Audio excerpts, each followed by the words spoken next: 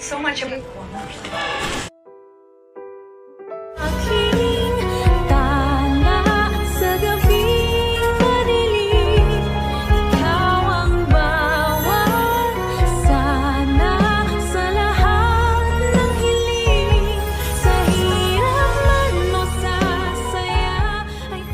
Ay, grabe talaga nangyari ngayon sa abot kamay na pangarap na kung saan pinakita na nga ang episode para bukas. O ito nga yung teaser. Yes guys, ito nga si Annalyn ay nakita niya na ang nanay ni Carla na itong si Leticia Madrigal. Yes guys, ito nga ay nagtatanong dito kay Doc Annalyn at sinasabi niya na galit ba sa akin ang anak ko kasi matagal akong nawala at nakulong.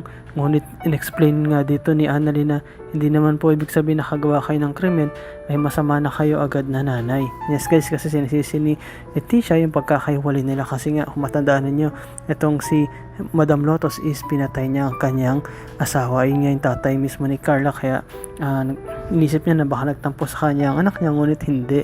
At ito guys, ito rin si Carlos is talagang napaka-defensive no, nung nakita nga niya itong si Irene na tinutulungan tong si Chang Susan is talagang na-alerto ito, kaya kinuha niya ito si Irene at dinala sa kwarto at pinapagalitan.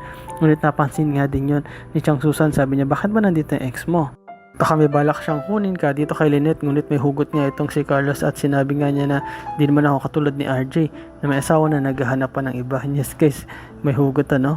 Pero ito nga guys, pinakita na si RJ is kausap niya nga ito nga si Irene. Yes guys, nagkita nga sila at sabi nga ni RJ, kilala ba kita? Ngunit sinabi nga dito ni Irene na hindi, pero I heard more things about you at narinig ko rin yung asawa mo is worse. And yes guys, ayun nga yun si Moira. At ito nga guys, pinakita na ito nga si Moira is tila bumabait na nga no, nung nakita niya na itong si Lynette is babagsakan ng mga medical supply na nasa box is nagmadali siya at sinabi niya Lynette, at tumakbo talaga siya na imbis na mabagsakan si Lynette, ito nga si Moira yung nabagsakan. Pero ang tanong dyan guys is, totoo kaya na nagbago na itong si Moira o baka palabas niya lang ito para palabasin na siya sa kulungan? At ano kaya mangyari dito kay RJ? Malalaman niya na ba ang totoo patungkol dito kay Carlos?